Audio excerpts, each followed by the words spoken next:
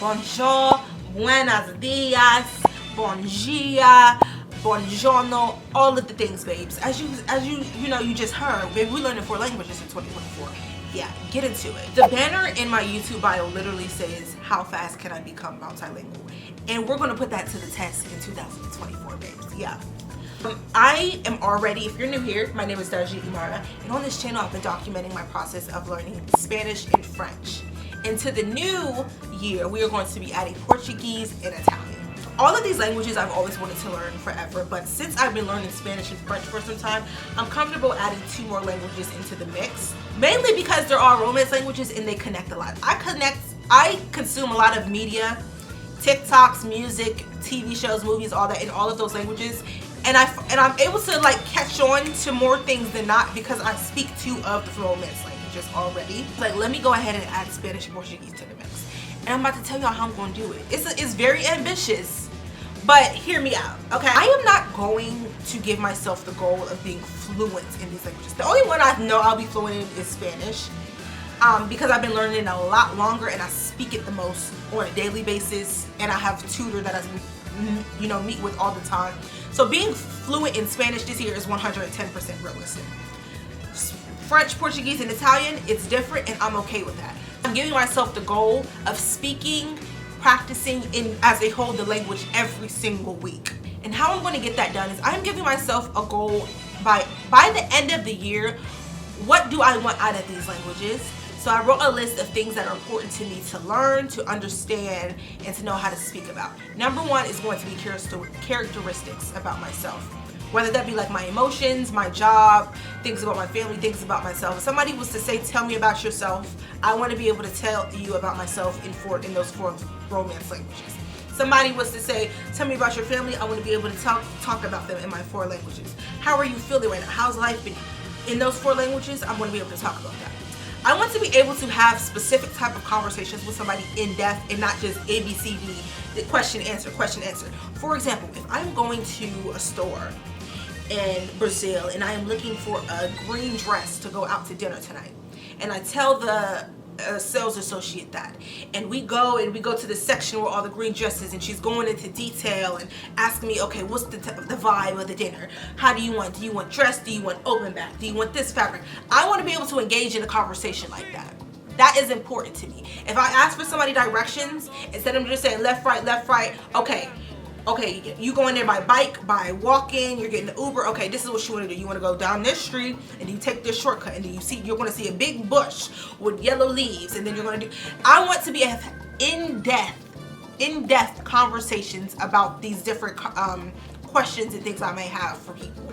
It's not enough for me to just be surface level question, answer. So I'm going to spend a lot of time listening, and that leads me to my next one. I need to listen more. One thing most people mess up when they try to learn a new language is just trying to speak off the rip. First of all, you probably don't know the alphabet that well. And learning the alphabet, when you really think about it, takes a long time for a child to understand. 2, one thing I think we underestimate about listening is because the first time we listen to a language, which is whatever our native language is, you're not really conscious of that you're listening to it. You don't really start talking till you're 1 year old. So you spend an entire year, 12 months just listening. You listen to everybody around you, your parents, your siblings, the TV shows that you're watching as a child, the music that your parents play. So you spend an entire year listening before you even talk. So when you learn a new language and you immediately start trying to speak it, and then you get frustrated with yourself because your accent is wrong, you're not saying it, like, duh, you haven't listened enough to the language to understand what's going on. So I'm going to listen a lot. So when I'm watching tutorials or videos on these languages, I'm not going to be worried about writing down a whole bunch of notes and trying to memorize, okay, this is how you say this verb and this is how you cut. I need to listen. Next, I'm not going to be so pressed to memorize everything. One thing I realized learning Spanish and French, the things I learned on day 1, I don't know what the hell I was talking about. I forgot a lot of it, and I started to get it back as I continued to move on to learn other things. So what I'm going to stop doing is being so focused on trying to memorize, okay, today I'm going to learn 10 vocabulary words and then practice those on for the next 3 days. I'm going to move on after that. I may forget 9 out of the 10 verbs, and that's okay. But those other 9 verbs, I'll remember them eventually. Like, they'll come back in conversation. I'll hear them if I'm listening to music. I'll hear them if I'm doing something else. Like, not being so pressed on trying to memorize every single thing that I'm learning. It's okay if I forget things and need to revisit them and reteach myself. Or it's okay if I just don't, I don't know. I'm just not going to be so obsessed with trying to memorize everything I learn. If I forget it, I forget it. I'll come back to it, or it'll come back to me. I don't need to learn every single verb and vocabulary word that exists. Like I mentioned before, one of the things that's important to me to learn about is having characteristics about myself. So I need to learn how to say happy, sad, calm, dizzy, confused. I don't need to learn how to say chair. That's not something that is important to me to learn right away. I don't need to learn how to say, how do you say a plant in Portuguese?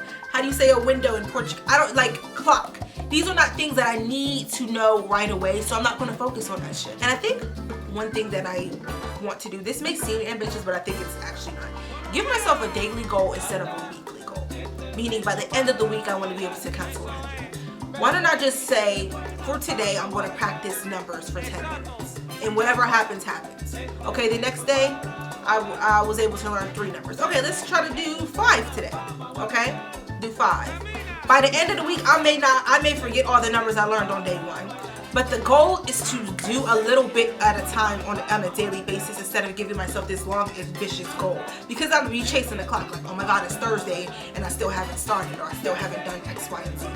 So I'm going to be very diverse in the different things that I'm learning in all these languages, and not be so focused on the long-term goal. Next, something I'm really going to focus on doing, even if I don't get it right, is writing in my daily planner in the languages. So if today I have to walk my dog, I have to write an essay, I have to do something specific in work, I want to be able to write that in Portuguese or French or Italian or Spanish.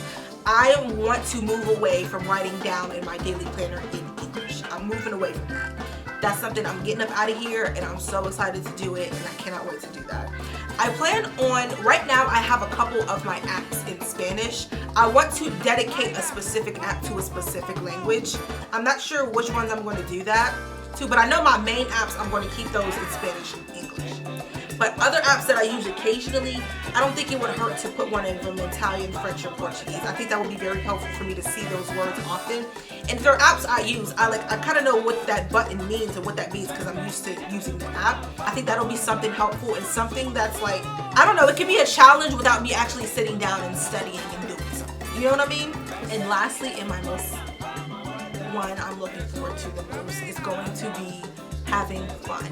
Meaning, I'm not giving myself a super tight deadline.